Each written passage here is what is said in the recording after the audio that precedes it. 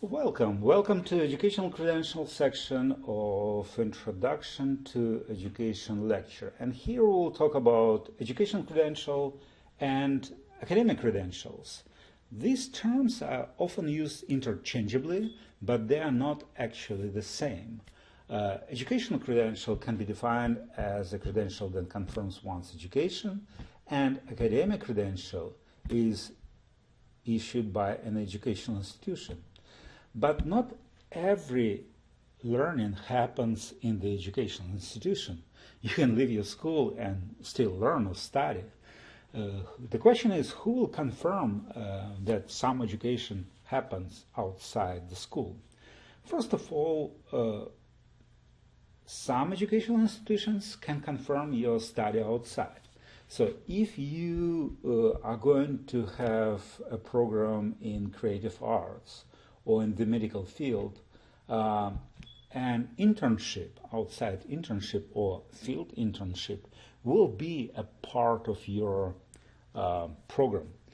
Similarly, if you study to play piano, you will not just take tests and listen to a teacher and read the textbooks for 5 years or 4 years or 2 years or 6 years or whatever years you will study. At some period of time, you will actually play piano, and it will be a part, like this occupation and industry experience will be a part of your learning. And in this case, educational institution can confirm something outside academia or something outside just knowledge area. From my perspective, the best or the most comprehensive credential comes from the government. In America, there is a registered apprenticeship program. So this is the program for apprentices, which should be registered by the United States Department of Labor or similar bodies in the States. And what basically it confirms, it can, if you happen to get this credential, it confirms your knowledge, skills, and abilities, because for a certain period of time, you will practice what you do, and you will learn what you practice, and you will practice what you learn. So this is the most, in my view, the most comprehensive educational credential. Academic credentials, once again, in many cases, you just take the textbook and take the tests, read the textbook, take the test, and you got your diploma. You can get your high school diploma if you are graduate from the secondary school, or if you haven't graduated, you can get GED or general equivalency diploma. You can earn some diploma at the college or associate degree, which roughly is equal to 2 years of study, maybe a bachelor's degree, which roughly tend to be like 4-year confirmation for your 4 year of study, or you can make like a master's degree, which will roughly like 5 or 6 years. Let's take a look at the casual KSAs for the masters. Once again, the word casual, it's tricky. It doesn't cover all master's degrees.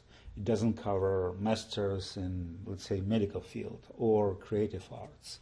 And schools are not the same too. Some schools are more offer more project-based learning, more apprenticeships, more field occupation experience, industry experience, but many of them don't. In many colleges, you will just study, once again, read the textbook, listen to a professor, take the test. You're done. Here's your credential. And for these folks, and actually I was included in some period of time in my life, I would say they have a pretty good grasp of knowledge. With the skills, I would say the mostly administrative skills will be targeted. And abilities, maybe, it depends. but maybe, once again, administrative abilities can be targeted. And these people who get their master's degree, they may have no occupational or industry competence beyond knowledge.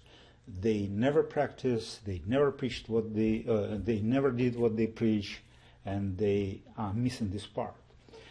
Here I need to say that this matrix is a little bit confusing, because administrative competence play a wider or bigger role.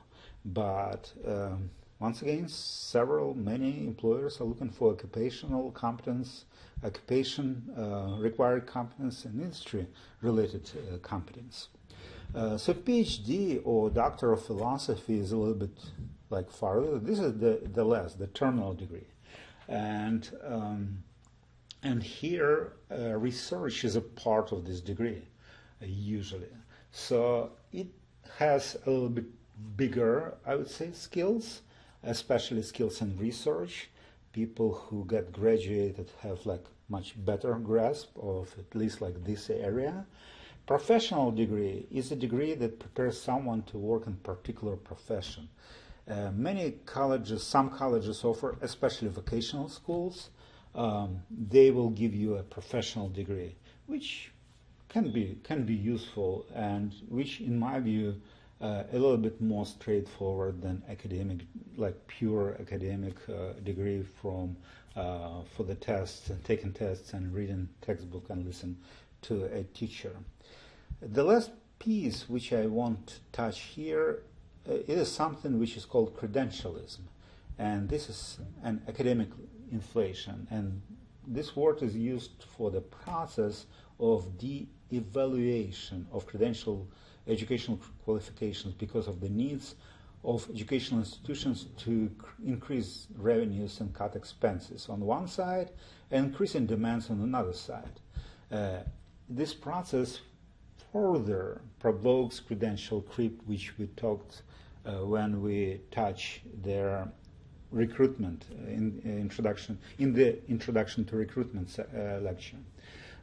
So what does it mean, this credentialism? It means that schools are businesses too, and they want to tell people, okay, we will give you a degree which you are looking for because employers are looking for this degree, but to deliver this degree they can cut their expenses, they can make like a cheaper solutions.